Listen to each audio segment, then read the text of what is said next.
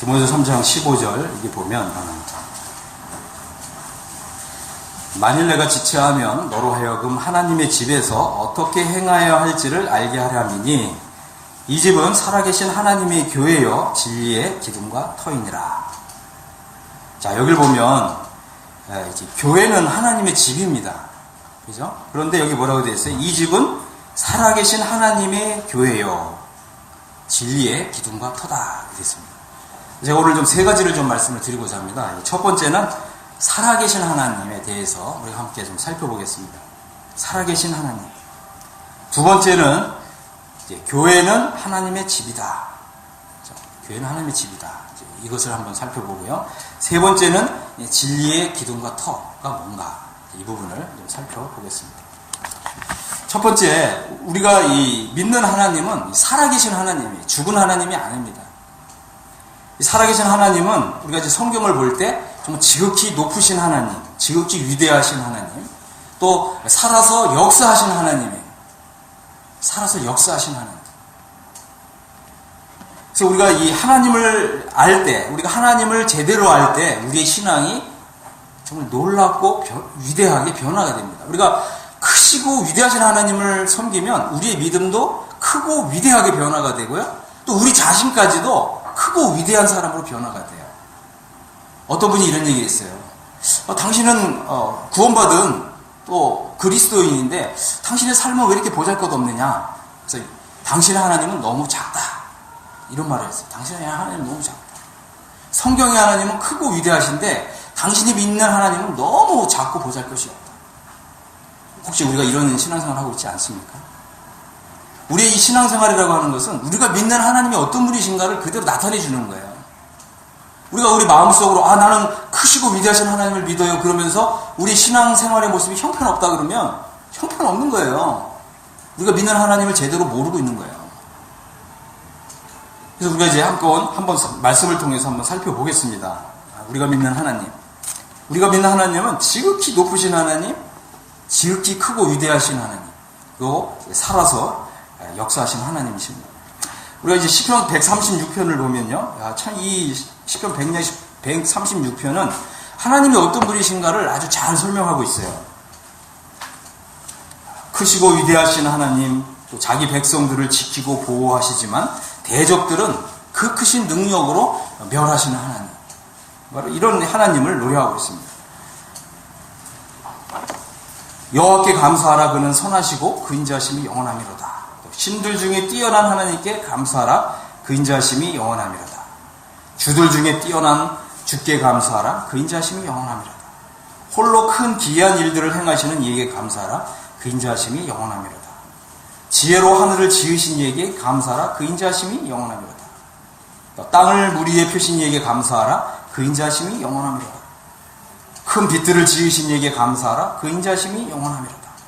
해로 낮을 주관하게 하신 이에게 감사하라. 그 인자하심이 영원하미로다. 달과 별들로 밤을 주관하게 하신 이에게 감사하라. 그 인자하심이 영원하미로다. 그래서 우리가 믿는 하나님은 천지를 창조하신 하나님이시고요. 또 하늘을 지으시고 하늘의 이 별들과 그죠? 또 이 땅과 이 바닷물의 운행과 이 모든 것을 다 지으시고 또 조율하시고 만사를 운행하시는 하나님이에요. 우리가 믿는 하나님 바로 이런 하나님이라고 하는 거죠. 또 10절부터 보면은 우리 하나님은 또 이 6월절을 정하셔가지고 이 애굽에 있는 모든 첫 번째로 난 장자들을 다 멸하셨어요. 하지만 그 어린 양의 피를 바른 그 이스라엘 집은 한 사람도 상하거나 다치는 사람이 하나도 없었어요. 그뿐이 아니죠. 11절에 보면 이제 이스라엘을 애굽 중에서 건져내서 그들을 인도하여 내셨고 강한 손과 표심팔로 이스라엘을 광야로 이끌어내셨습니다. 홍해를 가르셨습니다. 또 이스라엘을 그 가운데로 통과하게 하셨고요. 또 바로와 그 이스라엘 민족을 추격해서 쫓아오는 바로와 그 바로의 군대들, 이 얼마나 무시무시합니까? 애굽의 이 병거를 타고 막 그 이스라엘을 잡으려고 막 추격해 오는데 놀라운 일이 일어나잖아요. 홍해 바다에서 바다가 쫙 갈라지면서 어떻게 해요? 이스라엘 백성들은 그대로 통과하지만 그 이스라엘을 추격해오던 그 바로와 그 바로의 그 군대들은 바닷물이 탁 닫히면서 모두 몰살을 당하잖아요. 우리 하나님 바로 이런 하나님이세요. 또 16절에 보면 그의 백성을 인도하여 광야를 통과하게 하신 이에게 감사하라. 그 광야에, 그죠? 광야에 뭐 먹을 것도 없고, 물도 없고, 그죠? 햇빛은 얼마나 뜨겁겠어요. 그죠? 바로 그 광야에 하나님 어떻게 하셨습니까? 낮에는 구름 기둥으로. 얼마나 그 광야가 서늘한 정원같이 됐겠어요. 또 바다는 불기둥으로, 밤에는 불기둥으로. 이 광야가 밤이 되면 얼마나 춥습니까? 불기둥으로 그 이스라엘 백성들 따뜻하게 보호하시는 거죠. 하나님이 살아계신 하나님이세요. 응? 우리가 심지어는 하나님 왜 우리의 삶에 이런 고통을 허락하실까? 왜 이렇게 시련을 허락하실까? 할 때에도 그 다 이유가 있는 거예요. 하나님은 이스라엘 민족을 그렇게 낮에는 구름 기둥으로 밤에는 불 기둥으로 보호하시고 그들을 도우셨던 거죠. 심지어는 어떻게 했어요? 그들이 고기를 먹고 싶어 하니까 하늘에 메추라기를 보내시기도 하고, 그죠? 또 만나를 또 내리셔서 이스라엘 백성들을 먹이셨어요. 그래서 무려 40년 동안에 어떻게 됐다고 그랬어요? 그 발이 부르트지 않고 그 옷이 헤어지지 않았다. 맞죠? 하나님이 이렇게 하시는 거, 자기 자신이 구원하신 자기 백성들을 이렇게 돌보시는 거예요. 이래서 이게 하나님은 살아계신 하나님이라고 하는 것입니다. 그 다음에 또 가나안 땅에 들어갔을 때에도 17절에 큰 왕들을 치신 이에게 감사하라. 그 인자하심이 영원하미로다. 유명한 왕들을 죽이신 이에게 감사하라. 그 인자하심이 영원하미로다. 아모리인의 왕 시온을 죽이신 이에게 감사하라. 또 바산 왕 옥을 죽이신 이에게 감사하라. 그들의 땅을 기업으로 주신 이에게 감사하라. 그 인자하심이 영원하미로다. 심지어 하나님은 이스라엘 백성들에게 기업을 주시는 거예요. 여러분 그거 믿으세요? 하나님이 우리를 구원하실 뿐만 아니라 장래 하나님 나라에 기업까지 마련하고 계신 거예요. 기업, 산업. 어떤 성경에서는 이걸 뭐라고 그랬어요? 하나님이 우리에게 상속 재산을 주신다. 그죠? 하나님 우리에게 이 기업을 마련해 주셨습니다. 그래서 이제 이 이사야 성경을 보게 되면 이사야는 이것을 이제 이렇게 얘기를 했어요. 이것은 단순히 하나님이 이스라엘 백성들에게만 행하신 과거의 역사가 아니라는 거예요. 이런 일은 이스라엘 백성들에게만 일어난 과거의 역사가 아니라는 거예요. 그래서 이사야 성경 43장을 보면 이사야 선지가 이렇게 얘기했어요. 야곱아, 너를 창조하신 여호와께서 지금 말씀하시느니라. 이스라엘아, 너를 지으신 이가 말씀하시느니라. 너는 두려워하지 말라. 그렇죠? 내가 너를 구속했어요. 내가 너를 지명하여 불렀나니 너는 내 것이라. 내가 물 가운데로 지날 때에 내가 함께 할 것이며 또 강을 건널 때에 물이 너를 침몰하지 못할 것이며 내가 불 가운데로 지날 때에 타지도 아니할 것이다. 왜 그렇죠? 우리 하나님은 살아계신 하나님이시기 때문에. 이거 뭐라고 그랬습니까? 물 가운데로 지날 때, 그죠? 물을 통과할 때 그 물이 너를 침몰하지 못할 것이다. 강을 건널 때 이 강물이 너를 해하지 못할 것이다. 또 불 가운데로 지날지라도 타지 않을 것이다. 이렇게 이 하나님이 친히 돌보신다는 거예요. 보호하신다고 하는 것입니다. 그래서 뭐라고 그랬어요? 43장 3절에 대전하는 여호와 내 하나님이요 이스라엘의 거룩한 이요 내 구원자입니다. 그렇습니다. 여기서 이 구원자라고 하는 말은 그죠? 과거에 우리를 이렇게 구원해 주셨던 하나님 그 뜻만이 아니에요. 우리의 삶에 어때요? 물의 시련도 오고 또 강물의 고통도 오고 또 불의 시련이 올지라도 그 모든 물과 강물과 불꽃 가운데서도 우리를 지키고 보호하시는 하나님이시다. 이런 뜻입니다. 왜 그렇죠? 우리 하나님은 살아계신 하나님이시기 때문에 그렇습니다. 그래서 우리가 이제 이 다니엘서를 보면 다니엘서 이런 일이 일어났어요. 다니엘과 그의 세 친구가 그죠? 어떻게 됐어요? 하나님을 조서를 내렸어요. 이 온 땅에 하나님께 기도하지 마라. 하나님께 절하지 마라. 이런 이제 칙령이 내린 거죠. 여러분들 가운데 이런 일이 있을 수가 있어요. 똑같은 일은 아닐지라도 비슷한 일은 얼마든지 있죠. 여러분의 가족 가운데 교회를 못 나가게 하고, 그죠? 하나님을 예배드리러 못 가게 하고, 이런 일이 있습니까? 없습니까? 있잖아요. 그럴 때 여러분 어떻게 하시겠어요? 다니엘은 거기에 굴복하지 않았어요. 다니엘은 자기가 정해진 시간에 하나님께 기도했어요. 그 법으로 금했는데. 그러니까 어떤 일이 일어났어요? 이 다니엘과 그의 세 친구를 불에 던져버린 거예요. 불에 던졌어요. 근데 무슨 일이 일어났습니까? 하나님이 이사야 성경에 보니까 뭐라고 그랬어요? 하나님이 물 가운데 지날 때에 내가 너와 함께 하고, 강을 건널 때에 물이 너를 침몰하지 못하고, 또 뭐라고 그랬어요? 내가 불 가운데 지날 때에도 타지 않는다 그랬잖아요. 그런데 이 다니엘과 그의 세 친구가 불 가운데 던져진 거죠. 무슨 일이 일어났습니까? 이 세 사람이 불 가운데 던져졌는데 타지 않은 거예요. 얼마나 놀랐습니까? 심지어는 분명히 이 세 사람이 그 불구덩이에 들어갔는데 네 사람 있는 것처럼 보이는 거예요. 근데 그 넷째의 모양이 신의 아들과 같더라. 하나님의 아들께서 어떻게 해요? 그 불 가운데 함께 하시고 보호하신 거예요. 그러니까 우리 하나님은 어떤 하나님이라고요? 살아계신 하나님. 살아계신 하나님이에요. 우리가 믿는 하나님은 죽은 하나님이 아니에요.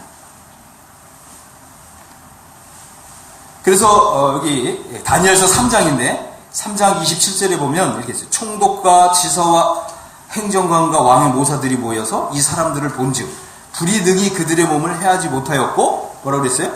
머리털도 그을리지 아니하였고, 또 겉옷의 빛도 변하지 아니하였도다. 불 가운데 하나님 완벽하게 지키신 거예요. 그랬더니 이 느부갓네살 왕이 이렇게 얘기를 했어요. 사드락, 메삭, 아벳느고의 하나님을 찬송할지로다. 이제 그랬고요. 또 뭐라고 얘기했냐면 지극히 높으신 하나님의 종 사드락, 메삭, 아벳느고야. 이걸 보면서 믿지 않는 이방 왕이 하나님을 어떻게 표현했다고요? 지극히 높으신 하나님이다 그렇게 표현한 거예요. 얼마나 놀라워요. 그죠? 하나님 놀랍잖아요. 하나님이 너무 놀라워요. 이걸 보고 믿지 않는 이방 왕이 하나님을 가리켜서 내가 믿는 하나님은 정말 지극히 높으신 하나님이시다. 이렇게 찬양을 했던 것입니다. 그래서 사드락, 메삭, 아벳느고의 하나님을 찬송할지로다. 그가 그의 천사를 보내사 자기를 의뢰하고 그들의 몸을 바쳐 왕의 명령을 거역하고 그 하나님 밖에는 다른 신을 섬기지 아니하며 그에게 절하지 아니한 종들을 구원하셨도다. 하나님 언제 어떨 때 구원하신다고요? 하나님 밖에는 다른 신을 섬기지 않을 때, 우리의 믿음이 하나님을 향해서 진실하고, 그죠? 우리의 믿음이 하나님을 향해서 아주 충성스러울 때 하나님이 구원하신다. 그 어떠한 시련에도, 어떠한 고난에도, 어떠한 고통 속에 던져진다 할지라도 하나님이 구원하신다. 왜 그렇다고요? 우리 하나님은 살아계신 하나님이기 때문이다. 다니엘서 6장을 보면, 6장 20절에 보면 다니엘이 또 무슨 일이 일어났냐면 다니엘이 사자 굴에 던져진 거예요. 사자 굉장히 무섭잖아요. 그죠? 사자 굴이라고 하는 거는 사자가 한두 마리가 아닌 거죠. 그 사자 굴에 던져졌어요. 그의 믿음을 변치 않고 하나님을 향한 믿음을 굳게 가지고 있었기 때문에 사자굴에 던져진 거예요.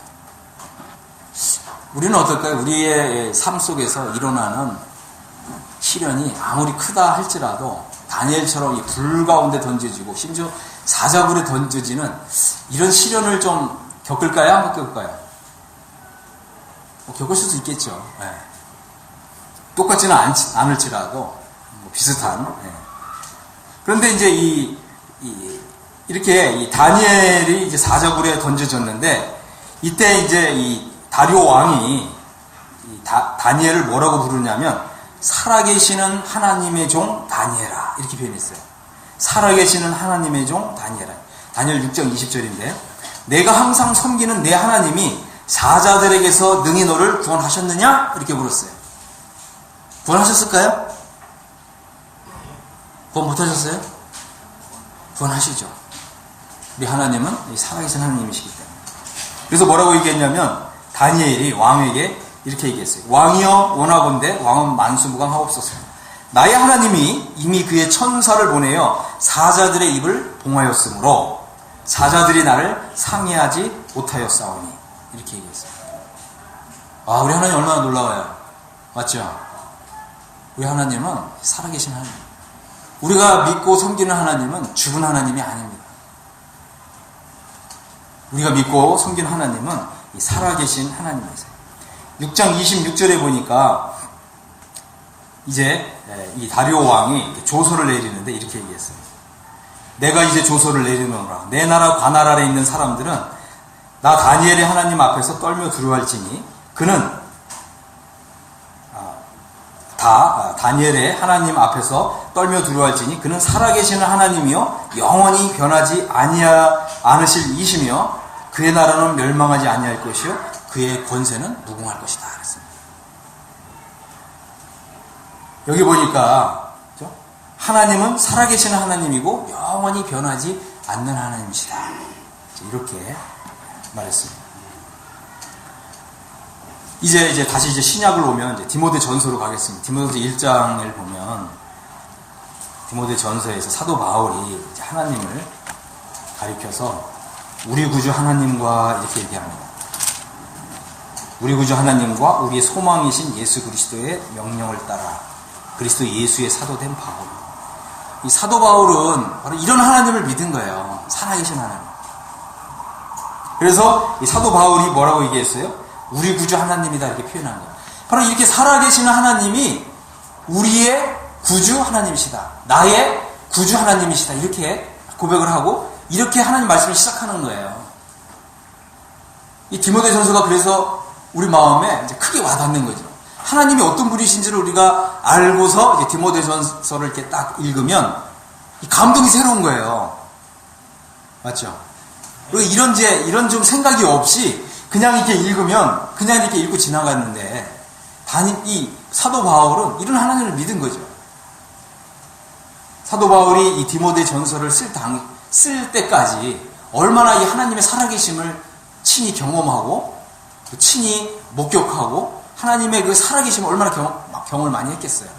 맞죠?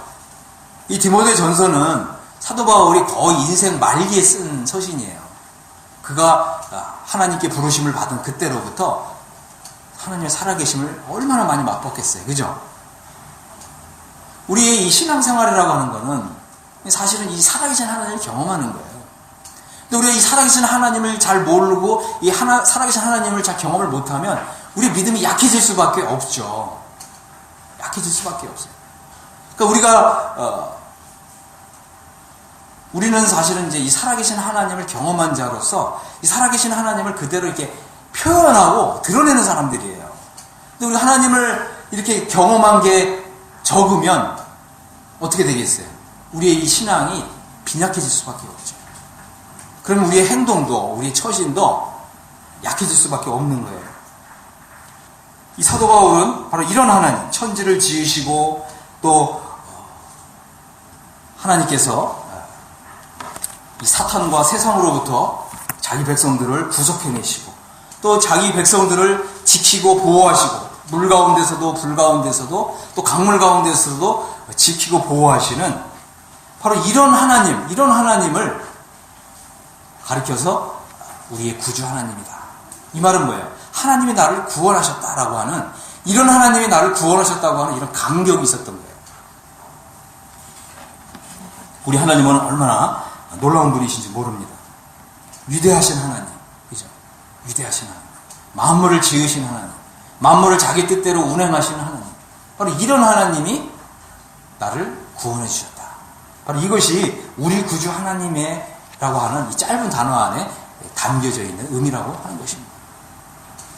이 사도 바울이 얼마나 감격을 했겠어요. 우리 구주 하나님. 이런 것을 이렇게 마음속에 생각하면서 얼마나 감동을 했겠습니까? 그리고 또 뭐라고 표현했습니까? 우리의 소망이신 그리스도 예수의 명령을 따라. 그죠? 우리의 소망은 무엇일까요? 우리의 소망은 무엇입니까? 한번 얘기해 보세요. 우리 이제 윤수미 자매님이 빵긋빵긋 웃으시는데, 우리 자매님의 나의 소망은 무엇입니까? 이렇게. 나의 소망은 뭐예요? 네, 감사합니다. 우리의 소망은 예수 그리스도예요. 예수 그리스도께서 영광 가운데 오시는 거예요. 예수님이 오시면 우리는 어떻게 하죠? 어떻게 되죠? 하늘로 쫙 들림 받아서 올라가는 거죠. 그죠? 우리 주님이 마련하신 그 천국은 얼마나 아름다운 곳인지 몰라요. 심지어는 우리 주님이 그 예비하신 그 하늘나라, 그 이제 아버지 집인데, 그 아버지 집은 길도 그냥 황금으로 깔아놓으시잖아요. 얼마나 놀랐습니까? 그죠? 얼마나 놀라요. 우리의 소망은 바로 예수 그리스도예요. 그리고 예수 그리스도의 다시 오심입니다. 예수 그리스도께서 다시 오신다. 나를 구원하신 예수님이 다시 오신다. 이것이 바로 우리의 소망인 것입니다. 자, 1장 17절 한번 보겠습니다. 디모데전서 1장 17절 함께 한번 읽어볼까요? 시작. 영원하신 왕 곧 썩지 아니하고 보이지 아니하고 홀로 하나이신 하나님께 존귀와 영광이 영원 무궁하도록 있을지어다. 아멘. 우리 하나님은 어떤 하나님이시라고 했어요? 영원하신 왕이죠. 그러니까 우리가 영원히 받들어 섬길 그런 왕이신 분이에요. 그러니까 우리 주님이 왕이시고 우리 하나님이 왕이시라면 우리는 뭐예요? 우리는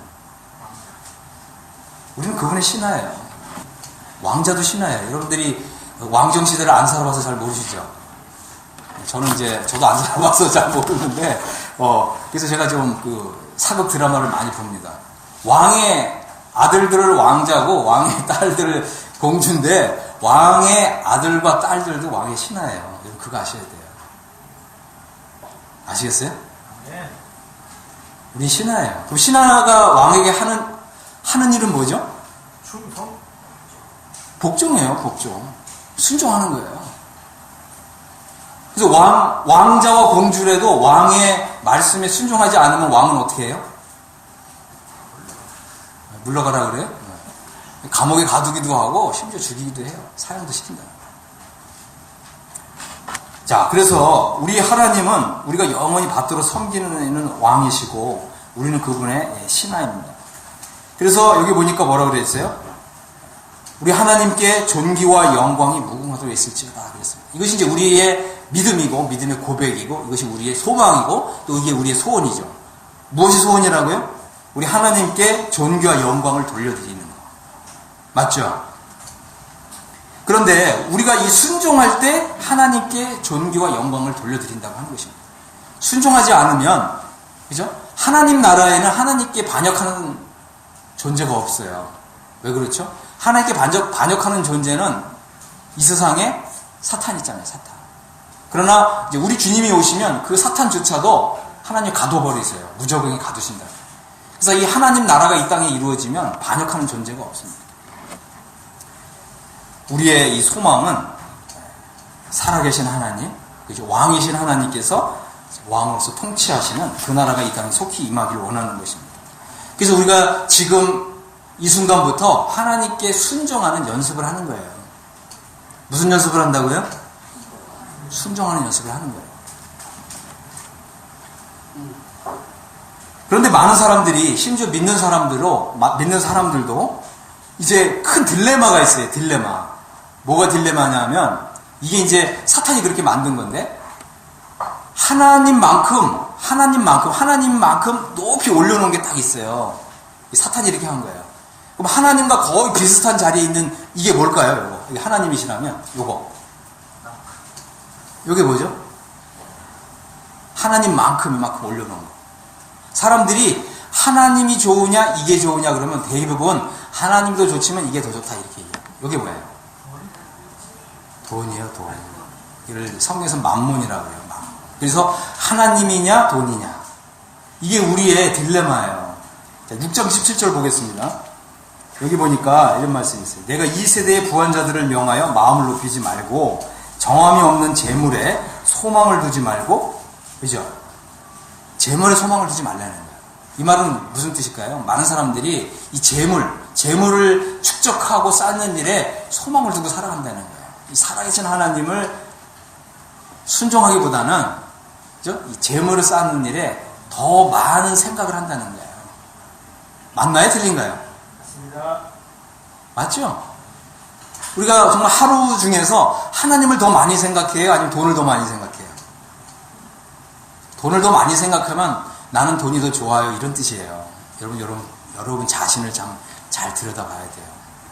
그리고 내가 정말 지금까지 생각해 보니까 돈을 더 사랑했다고 생각하면 오늘 하나님 앞에 다 무릎을 좀 꿇으시고 회개하세요.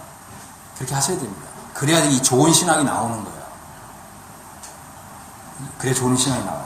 그래서 여기서 뭐라고 했어요? 오직 우리에게 모든 것을 후히 주사 누리게 하시는 하나님께 두며 그랬어요. 참 놀라운 건 뭐냐면 재물을 쫓지 않고 살아계신 하나님을 잘 섬기면 모든 것을 누리게 하시고 또 후히 주시고 누리게 하시는 하나님을 경험한다고 하는 거예요. 이 참 놀라워요. 참 놀랐습니다. 하나님 이렇게 해주세요. 여러분들도 한번 잘 생각해 보세요. 하나님을 처음 섬길 때 하고 지금 하고 한번 비교해 보세요. 여러분까지 이렇게 한번 해보겠습니다. 여러분이 처음 하나님을 믿을 때 여러분의 재산 정도하고, 그죠? 그 다음에 지금 현재 재산 정도하고 한번 비교해 보세요. 지금이 더 많아요? 아니면 하나님을 처음 섬길 때가 더 많아요? 지금이 더 많죠? 희한하죠? 희한해요. 어떤 사람은 재산에 대해서 그렇게 욕심도 없고 하나님을 참 섬기려고 했는데 세월이 지나놓고 딱 보니까 처음 믿을 때가 재산이 10배로 늘어요. 희한하죠? 근데 오히려 이게 막 돈을 쫓아간 사람은 오히려 폭망해요. 그런 일이 많아요. 그런 일이 많아요. 왜 그러냐면 하나님은 우리에게 모든 것을 후히 주사 누리게 하시는 하나님이세요. 왜 그렇죠? 우리 하나님은 살아계신 하나님이기 때문에 그렇습니다. 6장 18절을 보면 선을 행하고 선한 사업을 많이 하고 나눠주기를 좋아하며 너그러운 자가 되어라. 이렇게 말씀하십니다. 그래서 하나님이 우리에게 이렇게 풍성하게 재산을 많이 늘려주셨으면 어떻게 하라고요? 어떻게 하라고요? 막 우리가 이제 그럴 수가 있잖아요. 옛날에 좀 없을 때에는 마음이 좀 후했는데 막 재산이 지금 막 10배로 늘었는데 어때? 마음은 더 후해졌어요? 마음이 더 오그라들어요. 왜 그래요? 하나님보다는, 크신 하나님보다는 재물이 마음에 더 많이 들어왔기 때문에 그래요. 그러면 우리 신앙생활도 오그라들어요. 아시겠어요? 이게 크시고 위대하시고 살아계신 하나님 내 마음에 많이 들어오면 너그러운 사람이 되고, 그리고 우리가 다른 사람을 돕고 베푸는 사람이 되면 하나님이 더 많이 부어주세요. 근데 우리는 자꾸 어떻게 해야 돼요? 이 재물이 들어오니까 하나님보다는 재물이 더 크게 보여요. 돈이 더 크게 보인다고요. 그렇게 되면 어떻게 돼요? 우리 마음이 오그라들어요. 손도. 성경에서 뭐라면 손을 펴라 이랬거든요. 손을 펴는 게 뭐예요? 많이 이렇게 베풀어 주라는 거예요. 어려운 사람 많이 도와주라는 거죠. 근데 베풀어야 되는데 손이 오그라든다고. 그러면 어떻게 돼요? 우리 신앙도 오그라들어요. 우리 신앙이 오그라들면 어떻게 돼요? 하나님의 역사가 오그라들어요. 나를 통해서 하나님의 역사가 오그라들어요. 경험하고 계시죠? 그래서 우리는 빨리 어떻게 해야 돼요? 하나님, 제가 하나님보다는 재물을 더 사랑했습니다 하고 딱 내려놓으셔야 돼요.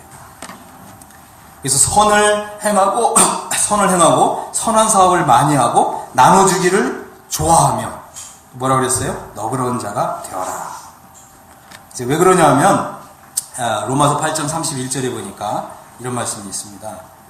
하나님이 우리를 위하시면 누가 우리를 대적하리요? 자기 아들을 아끼지 아니하시고 우리 모든 사람을 위하여 내어주신 이가 어찌 그 아들과 함께 모든 것을 우리에게 주시지 아니하겠느냐. 그렇습니다. 우리 살아계신 하나님, 우리를 위하시는 하나님은 우리를 구원하시기 위해서 자기 아들까지 내어주셨잖아요. 근데 한번 잘 생각해 보세요. 하나님께서 자기 아들을 내어주셨는데 우리가 정말 이쁘고 사랑스러울 때 아들을 내어주셨을까요? 아니면 우리가 추하고 정말 부끄러운 죄인이었을 때 자기 아들을 내어주셨을까요?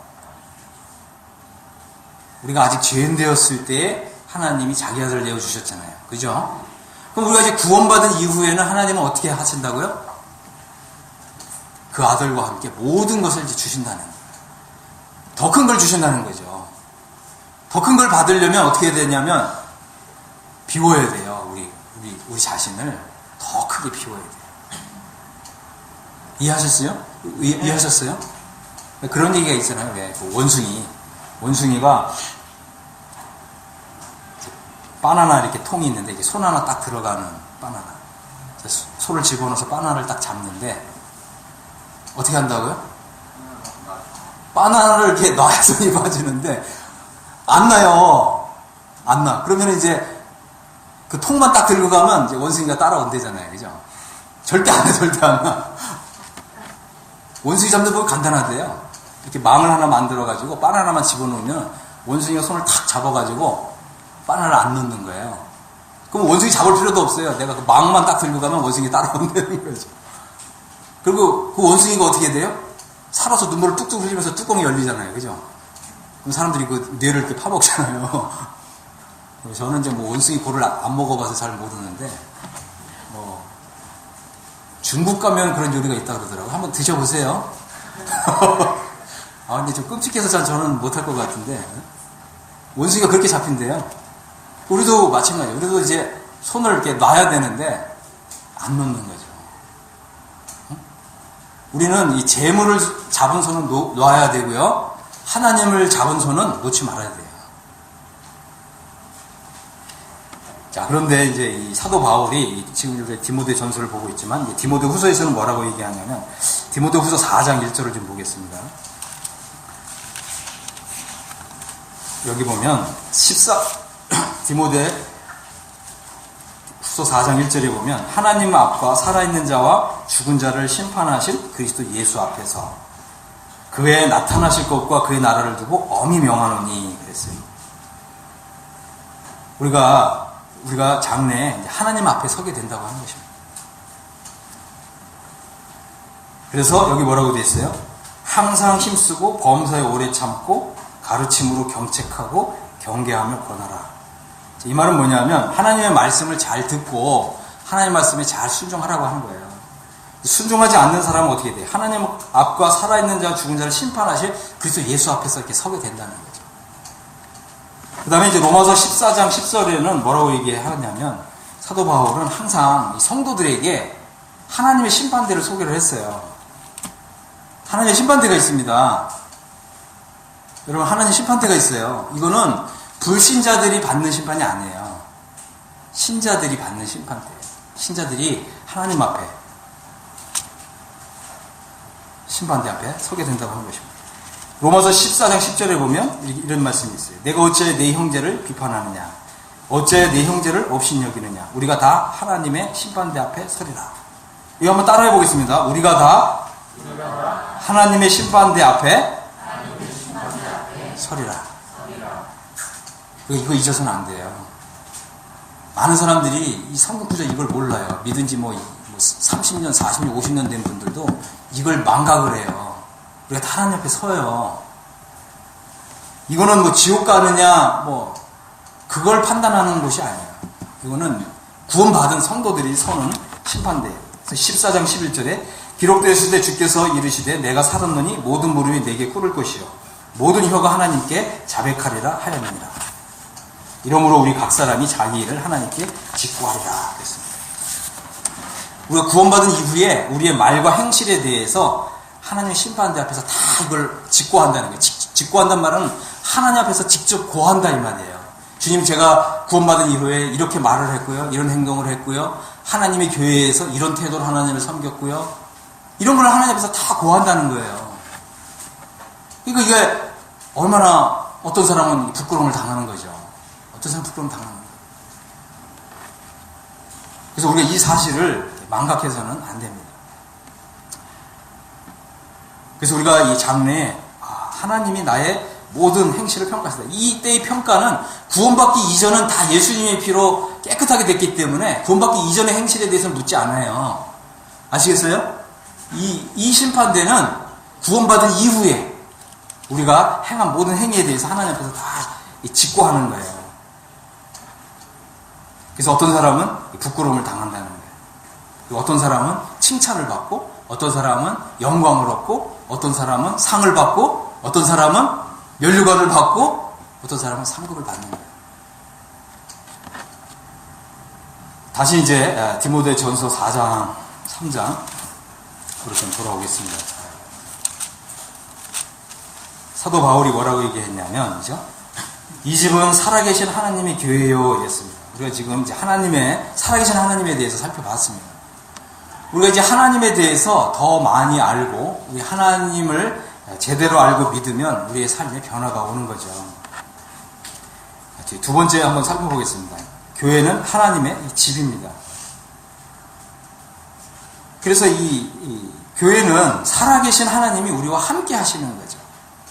우리가 이 교회에 들어오면 하나님이 정말 여기 계신다, 이걸 느끼는 사람이 있고, 이거를 조금 느끼는 사람이 있고, 어떤 사람이 이거를 거의 못 느끼는 사람이 있어요. 무엇에 따라서 그럴까요? 우리 경건한 삶에 비례해서 그래요. 경건하게 사는 사람은 하나님의 임재를 많이 느끼는 거예요.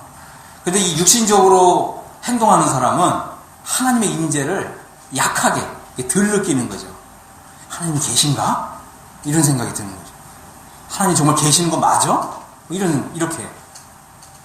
이렇게 생각하는 사람은, 아, 나는 육신적인 사람이구나, 이렇게 생각하셔야 돼요. 하나님께서 이제 반성하셔야 됩니다. 자, 그래서 교회가 하나님의 집이라고 했을 때 중요한 개념이 뭐냐면, 우리가 이제 이 고린도전서 3장 9절을 한번 보겠습니다. 고린도전서 3장 9절에 보면 이런 말이 있어요. 우리는 하나님의 집이다, 이렇게 얘기했어요. 우리는 하나님의 동역자들이요, 너희는 하나님의 밭이요, 하나님의 집이니라. 그래서 이 하나님의 집이라는 말은 이제 이렇게 얘기했어요. 사도 바울이, 내가 지혜로운 건축자와 같이 터를 닦아 두었는데 이제 다른 사람들이 그 위에 세운다. 그래서 각각 그 위에 어떻게 세울까를 조심해야 된다, 이런 말을 했어요.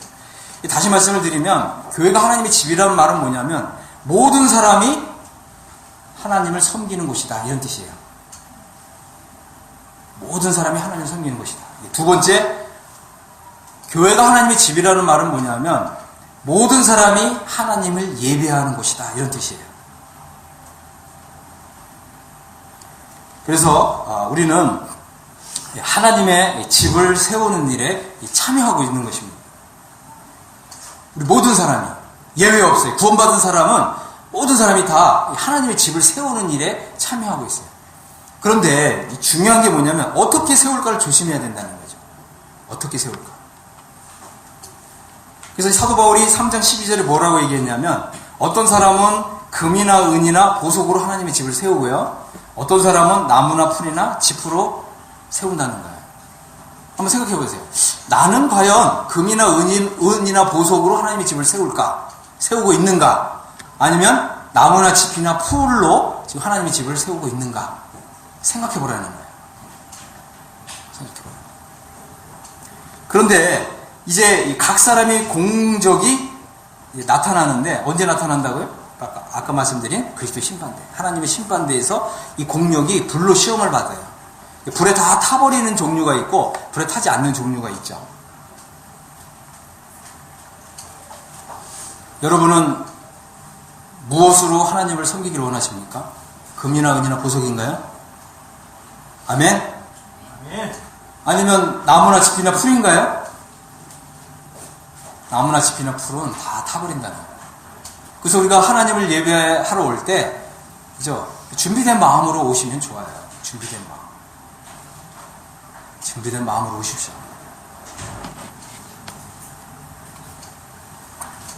그 다음에 고린도서 6장 9절에 보면 바로 이제 이 교회가 하나님의 집이기 때문에 우리는 하나님을 먼저 생각을 해야 돼. 하나님의 집에 들어올 때는 하나님을 먼저 생각을 해야 돼요. 맞죠? 그래서 우리가 이 교회에서 하는 행동은, 나는 하나님을 이런 태도로 하나님을 섬기고 있습니다 하고서 우리의 태도를 보여주는 거예요. 이해하셨어요? 그럼 우리가 하나님을 섬길 때, 우리가 하나님을 성심으로 섬기는 사람이 있고, 어떤 사람은 어떻게 해요? 그냥 좀 뭐라고 해요? 좀 하나님 보실 때 성실함이 부족하게 하나님을 섬기는 사람이 있을 수가 있겠죠. 하나님께서 이런 것들을 다 이제 평가하신다고 하는 것입니다. 그래서 우리가 이제 이 그리스도의 심판대가 있다고 하는 사실을 이제 잊지 말아야 되고요. 고린도서 6장 9절에 보면 불의한 자가 하나님 나라를 유혹으로 받지 못할 줄을 알지 못하느냐 그랬고요. 미혹을 받지 말라 그랬어요. 미혹을 받지 말라. 음행하는 거, 우상 숭배하는 거, 간음하는 거, 탐색하는 거, 남색하는 거, 도둑질하는 거, 탐욕을 부리거나 술 취하거나 모욕하는 자나 속여 빼앗는 자는 하나님의 나라에서 유혹을 받지 못한다 그랬습니다. 그래서 이 하나님의 교회는 우리가 하나님을 섬기되 잘 섬기는 거예요. 하나님을 잘 섬겨요. 그럼 하나님께서 우리가 하나님을 잘 섬기는 것에 비례해서 우리에게 이제 영광과 존귀를 더해 주시는 것입니다. 그래서 우리 이 교회가 하나님의 집이라고 하는 것은 우리가 모든 사람이 하나님을 섬기는 거예요. 영적인 실업자가 있어서는 안 돼요. 영적인 실업자가 있어서는 안 되고 모든 사람이 다 섬기는 일에 참여해야 되고요. 나는 좀 이렇게 실업자 같아요. 그러면 어떻게 해야 돼요? 여러분 장로들한테 찾아오셔가지고 제가 어디 부분에서 섬기면 좋을까요? 하고 이렇게 상담을 받으시면 좋습니다. 아시겠죠? 좀 스스로 생각하시고 스스로 자원해서 이렇게 섬기시는 게 제일 좋아요. 그렇게 하시겠죠? 자, 마지막으로 좀 살펴볼 것은 하나님의 교회는 진리의 기둥과 터라고 하는 것입니다. 하나님의 교회는 진리를 기둥으로 삼고 있고, 그죠? 진리를 터로 삼고 있다고 하는 것입니다. 그래서 이 하나님의 교회에는 이 진리가 선포되는 거예요. 이 진리가 선포되니까 어떻게 돼요? 모든 성도들이 진리의 사람들로 변화되는 거죠. 말도 진실하게 하고, 그죠? 진리의 사람들이기 때문에 말도 좀 진실하게 하고, 그죠? 또 이 교회는 진리의 기둥과 터를 가진 하나님의 집이기 때문에 이 말은 뭐냐면 이 세상에서 따로 구별된 곳이라는 거예요, 교회가. 그래서 믿지 않는 사람들이 우리 교회에 왔을 때에도 뭔가 하나님의 임재가 느껴질 정도로, 아시겠어요? 정말 이 하나님이 계시는구나, 이런 임재를 느낄 정도로. 그래서 구약시대에 이스라엘이 하나님의 집이었다면 이 신약시대에는 교회가 하나님의 집인 거예요. 그래서 하나님의 진리의 말씀이 선포되어야 되는 거죠. 뭐 단순히 어떤 도덕적인 교훈을 이렇게 교훈을 나누고 이제 이런 게 아니에요. 교회는 하나님의 진리의 말씀이 선포되는 거고, 또 우리 성도들은 어떻게 해요? 진리에 대한 믿음으로 서로 결속이 되고 하나가 되는 거예요. 인간적인 관계에 의해서 하나가 되는 게 아니에요. 우리는 진리로 하나로 묶인 사람들이에요. 아멘. 그죠? 교회는 지상에서 이 진리를 유지하는 거룩한 기관이고 영적인 기관인 거예요. 그래서 우리가 진리를 볼 때 신약 시대에 신약 성경에 나타나는 진리를 볼 때 크게 세 가지가 있어요. 칭의의 진리가 있고 성화의 진리가 있고 영화의 진리가 있어요. 칭의의 진리는 뭐냐 하면 우리의 행위가 아닌 오직 예수님의 공로로 우리가 의롭다함을 받는 거예요. 여기에는 내가 하는 행위가 하나도 없죠. 오로지 다 예수님의 공로고 우리는 믿기만 하면 돼요. 근데 이 하나님의 교회에 칭의의 진리만 선포되면 어떻게 되겠어요? 그럼 이 교회가 마음대로 막 행동하는 사람들이 나타나겠죠. 뭐 이전까지 다 용서하는데 이렇게. 그러나 교회는 성화의 진리도 선포돼야 돼요. 성화. 성화라는 말은 뭐예요? 하나님은 있잖아요. 내가 거룩하니 너희도 거룩할지어다. 우리는 거룩히 구별된 사람들이고 성도예요. 성도는 성도답게 하나님을 잘 섬겨야죠. 그럼 성화는 뭐예요? 그래서 우리가 이 열심을 품고 하나님을 섬겨야 되는 거예요. 나의 이 행위로 하나님을 영광스럽게 해드리는 거예요. 그러면 우리가 이 거룩한 삶을 살고, 그죠? 성화 열매를 맺으려면 어떻게 해야 돼요? 우리는 수동성에 빠지면 안 돼요. 그냥 나는 아무것도 할 수 없어. 그냥 성령님이 하실 때까지 난 기다려야 돼. 이런 수동성에 빠지면 안 됩니다. 성경이 뭐라고 해요? 열심을 품고 하나님을 섬겨라. 열심을 품고 하나님을 섬겨야 되는 거예요. 내가 하나님을 위해서 무엇을 할까? 이렇게 하시고서 나의 몸을 하나님께 바쳐야 돼요. 적극적으로. 그래야 이 성화의 열매가 맺히는 거예요. 그 다음에 세 번째는 영화의 진리가 있어요. 영화의 진리. 우리가 이 거룩에 비례해서 영광에 들어간다고 하는 것입니다. 그래서 하나님은 뭐예요? 하나님의 진리를 볼 수 있으려면 교회에 와야 돼요. 하나님의 진리를 볼 수 있어요. 우리가 이 진리의 사람들로서 칭의의 진리, 성화의 진리, 영화의 진리를 정말 우리 마음 안에, 우리의 믿음 안에, 우리 개인의 영성 안에 딱 이렇게 담고 있어야 돼요. 진리의 사람으로 딱 나타나야 돼요. 그럴 때 하나님은 어떻게 돼요? 하나님은 너희가 나의 진리를 보려면, 나의 진리가 정말 이렇게 살아서 움직이는 이런 걸 보려면 서울 강복교회에 와라. 하나님 그렇게 말씀하실 정도가 돼야 되는 거예요. 아시겠어요?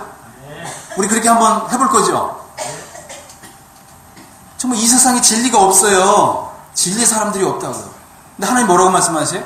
네가 진짜 진리의 사람을 보려면 서울 강복교회에 와라. 그러면 진리의 사람을 볼 수 있을 것이다. 하나님 이렇게 말씀하실 수 있는 이런 교회가 돼야 되겠죠. 우리 함께 한번 그런 교회를 만들어 볼까요? 그래서 하나님께서 그렇게 우리로 하여금 이 진리를 통해서 이렇게 역사하시고 진리의 기둥이 분명하게 세워지고 진리의 이 터가 확고하게 서 있는 이런 교회를 하나님이 원하시는 것입니다. 하나님의 임재가 있고요. 하나님의 진리에 대한 고백이 있고 또 진리를 사랑하고 또 진리로 변화된 사람들, 이런 사람들이 모여있는 곳이 바로 하나님의 교회요, 하나님의 집이라고 하는 것입니다.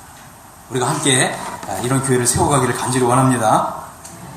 그래서 이 디모데 전서는 하나님의 집에서 우리가 어떻게 행동해야 하는가를 보여주는 책이에요. 그래서 오늘 이제 또 집에 가셔서 디모데 전서를 이렇게 쭉 읽어보시길 바랍니다.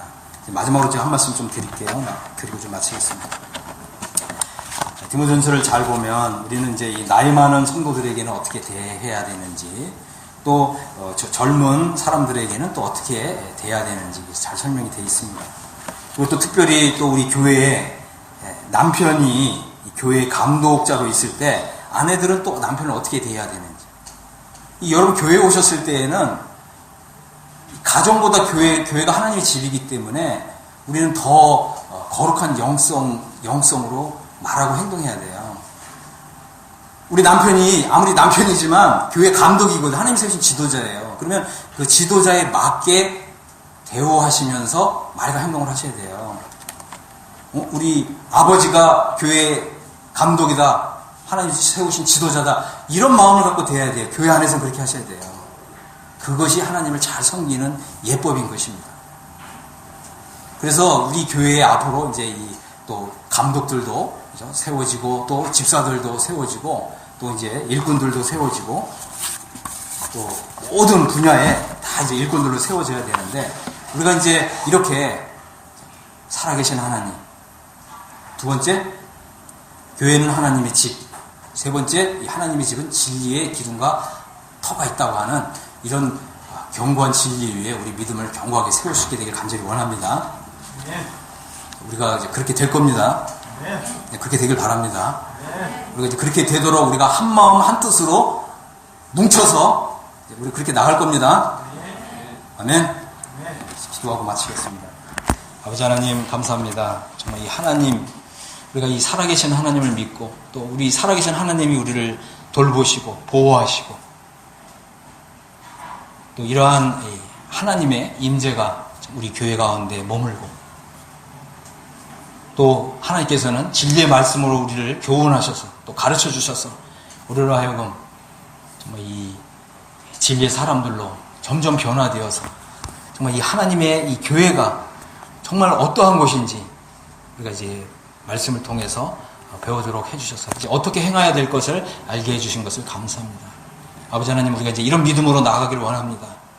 우리 이 말씀을 들은 모든 성도들에게 정말 이 진리를 사랑하는, 말씀을 사랑하는 뜨거운 마음을 주시고, 또 이 진리를 순종하고 실천하는 우리 모두가 되도록 복의 복을 더해 주시옵소서. 우리 예수 그리스도 이름으로 아버지 하나님께 감사하고 기도했습니다. 아멘.